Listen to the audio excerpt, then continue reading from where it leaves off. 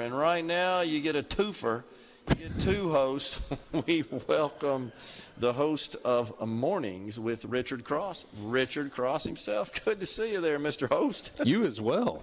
What? This is quite a big deal, huh? Yeah, a ton of people here. Yeah, it's a big event. I have been involved on this board now for 7 years, I think, and I've watched this event grow dramatically. The board has increased in size.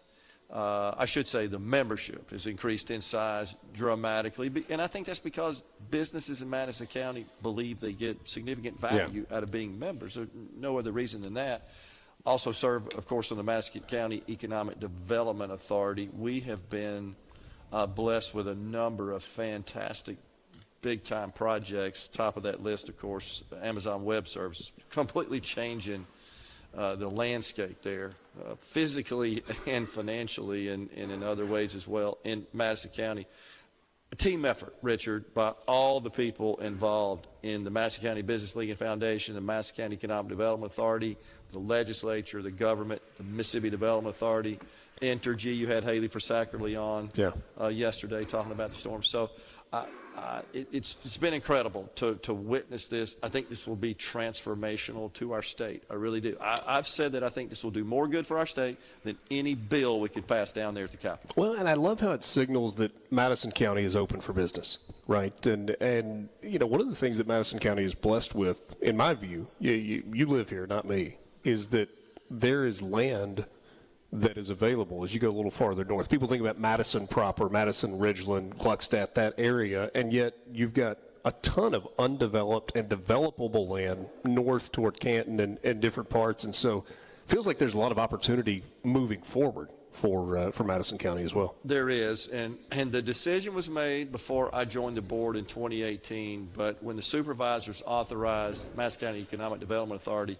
to purchase what is the mega site, which is the home of Amazon Web Services, the northern campus for their hyperscale data centers, and then, of course, the Amazon Fulfillment Center. There's a couple of other big businesses out there as well. It looked speculative and risky, of course, sure, but it turned out to be just totally fantastic at the end of the day, and we're all benefiting from that. You and I on our respective shows have been covering quite extensively this tax reform legislation. I thought you wanted to talk about the announcement of the Champions Dinner at the Masters and what Scotty Scheffler is serving for everybody. That's always fun, is it not? It is. Champions Dinner? I'd love an invitation, but I'm not a champion. I don't think we rate for the. Have you been to the Masters? I have. Yeah, I have too. A couple of times. I've been once, 97. When Tiger won his first. How about that? I'm hoping to see that. I will always cherish that. I got to go in 2005, went again in 2012, and I'm going to go this year on Wednesday. Okay. So that's a lot of fun. The par 3 tournament is always good. That's on Wednesday. Yeah. So I saw Jack excited Nicklaus about that. In 97, made a hole in one in the par 3 tournament. How good is that? That's unbelievable. You can't describe it to anybody. We golf nuts, of course. How do you describe Augusta National and the Masters? You can't do it. Yeah, it's absolutely pristine. And from time to time, you'll hear somebody say, there are no weeds anywhere. And when we say there are no weeds anywhere, I'm talking about in the woods. That's like right. in the wooded area among the pine trees where the pine, like, you can't find a weed anywhere. What they do, I mean, there's some things about that place that are just beyond the ability to comprehend. The sub-air system that is there for the entire course. I mean, they can dry it out in a moment's notice. What they do to make sure that the azaleas are in bloom at the right time. Ice or heaters. You know, there's this debate as to whether or not they pipe in bird music to go along with the broadcast. I don't know. The most fascinating thing, so in the merchandise tent now, and they've redone that, they take a project on during the off-season when they're closed, and you come back and it's like nothing changed except, oh, that's new. That's completely different. So with the merchandise tent, all of the shelves, it's not tent, it's a building now. Yeah. All of the shelves are like spring-loaded, and when they sell all the shirts or it's going low, it drops down to a sub-level They reload the shelves, and the shelves come back up to the top level, and it's like, nothing changed. It really is incredible. And the pimento cheese sandwiches, of course. And not very expensive. No. What are they? They were $1 when I was there. Yeah, it's gone up a little. It's like $2.25. I mean, even inflation has hit the Masters, but you can't eat that cheap for anywhere else. $2.25. That's right. Not bad at all. It is incredible. Okay. The peach ice cream sandwich, though, is the best thing they have at the concession stand. It's awesome. I had a buddy one time that bought a case, went to his car, put them in a cooler, and then came back in to watch the tournament and then brought ice cream sandwiches home to Mississippi. That's thinking smart right there. You absolutely cannot describe it. Bobby Jones, what would he say today, you wonder, seeing how his tournament? If you read about the early history of the Masters, that's a tournament that was hanging on by a thread. Yeah. And they were in serious economic issues. They went to the Augusta business community and reached out to them, and they were to the point where they weren't going to be able to ask for any more money. Like, everybody was tapped out. And then you have, Gene Sarazen that hit the shot, heard around the world. That kind of changed the fortunes. He makes the double eagle. And to stand in that spot where he hit that shot and think about the club that he was swinging when he did it, we're talking, persimmon head, hickory shaft, and it's like, come on. Balata ball, feathery ball. Yeah, exactly. That was pre-Balata even. That's pre-Balata. That's right. Yeah, for those that love golf, it is a special place, and if the opportunity ever presents itself, drop whatever you're doing and run, don't walk. The Mecca, the cathedral. What was so striking to me the first time, well, the only time I went, but with the first day I went, is you're on the outside in Augusta, and this thing is encased, if you will, by fairly high, at the time, fences that had growth on them, vegetation. And you can't see in. You pull onto Washington Avenue and you're like, oh, it's here. Yeah, and then you walk in like, whoa, all right? I mean, you come like off the sidewalk through the gates there, and you just can't anticipate it and explain it, the reaction. And it was practice day when I got there the first day, of course. And you walk in, and you didn't have cameras back then, but you had little portable cameras. Didn't have smartphones, I should say. Yeah. But I walk in, and on the 10th, there's an entrance on the 10th hole. Mm-hmm. And there's Jack Nicklaus and Arnold Palmer and Fuzzy Zeller. And I'm scrambling with my camera to try to get pictures of that. You absolutely cannot describe it. What a cool event. I derailed your tax conversation. Yeah, I know. Sorry about that. But one more thing I want to point out about that, and we'll get back to taxes. This is an event that's not operated by the PGA Tour. That's right. It's not a PGA Tour event. Non-golfers may not be aware of that. Yeah. It's the Masters. It's Augusta Nationals. Hey, come play golf in this tournament. And they operate the event the way they want to operate the event, and they dictate the terms. They dictate who's there, the waiting list for tickets, the lottery every year. It really is an incredible operation. It no doubt is. All right, so you and I have been talking to all these various legislators and analyzing this tax legislation. We've already told the audience what happened yesterday. The House essentially put the Senate's bill in their bill and said, okay, we passed it, and the Senate put their bill in the House's bill and vice versa across. What happens now? You think we're going to get to conference or not? Yes, I think it will get to conference. But what comes out of conference, I think, is what matters. I know that they worked really, really hard behind the scenes in the Senate yesterday to get that across the finish line. They did 32-16. You got to go 3/5, and kind of hit that number on the head. They were where they needed to be, but there were 4 Democrats that voted for that. And I think that probably upset some of the Democrat leadership a little bit because they wanted to kill the bill ultimately and not have that go forward.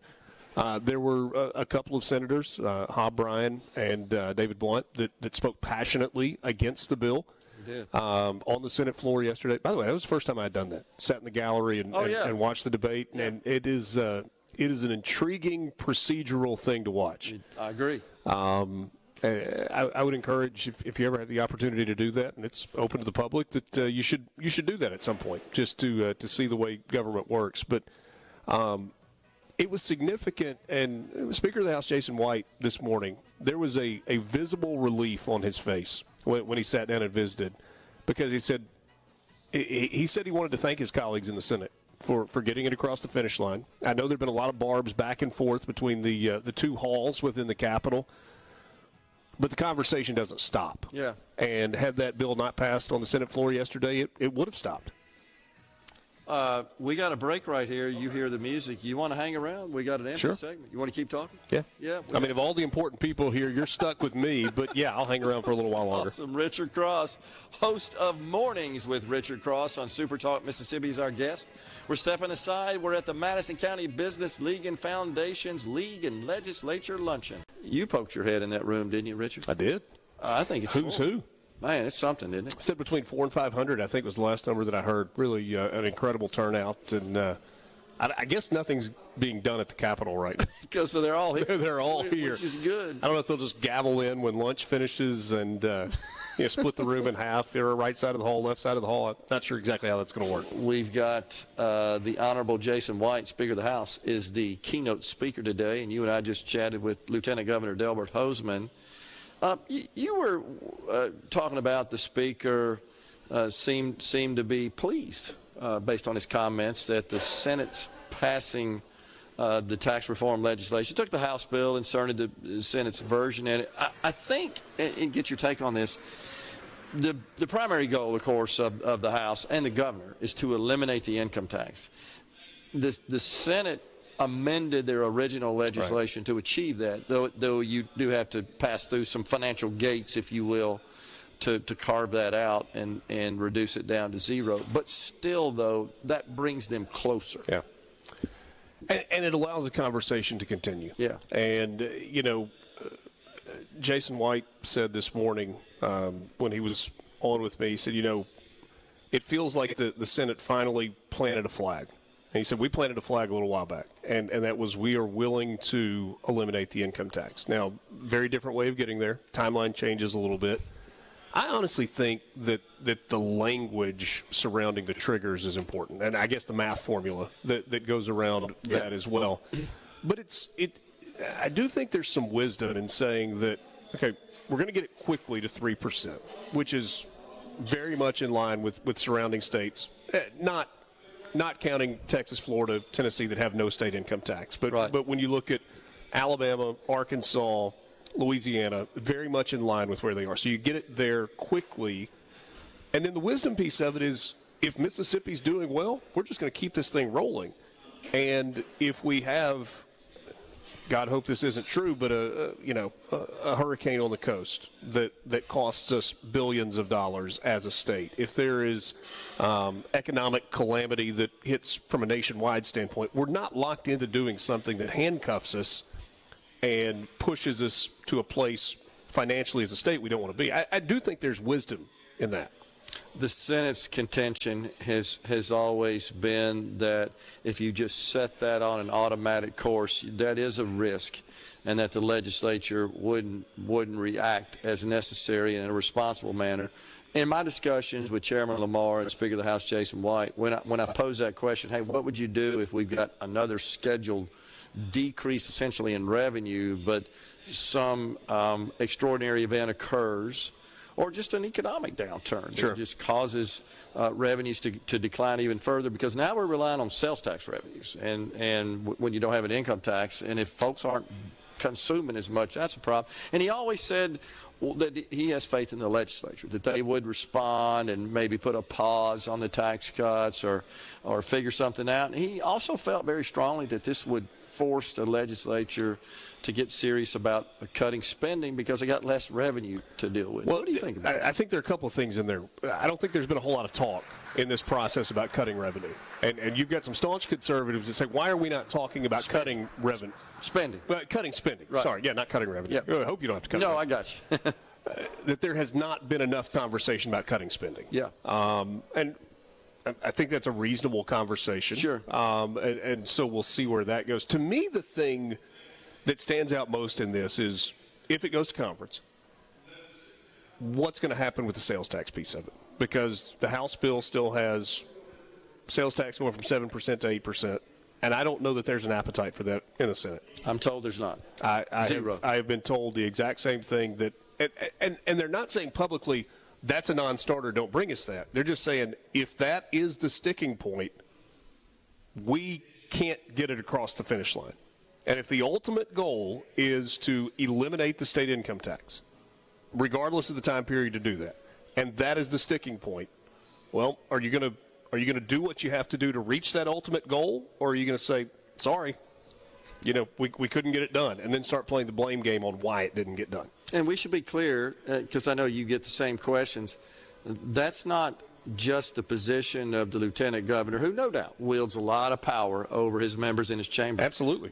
That's a widespread opinion and position within the rank and file of Republican senators in particular. Yesterday was a significant day because for the first time, and I guess it was Monday when they had the press release that said we're doing this, but I thought it was kind of a crossing of the Rubicon for the Senate to say, okay, we are willing to codify taking the state income tax to zero. Now, there are triggers. There are things that have to happen to get there, but that was a significant step forward for them. Now, what step forward is the House going to take? Or are they going to say, we've already taken enough steps to get to this point, now you got to meet us? Well, I mean, that's kind of the back and forth and the horse trading that goes along with this. I thought there was something that happened yesterday in the Senate that was very, very important. And I know you've talked a lot about the retirement system. Mm-hmm.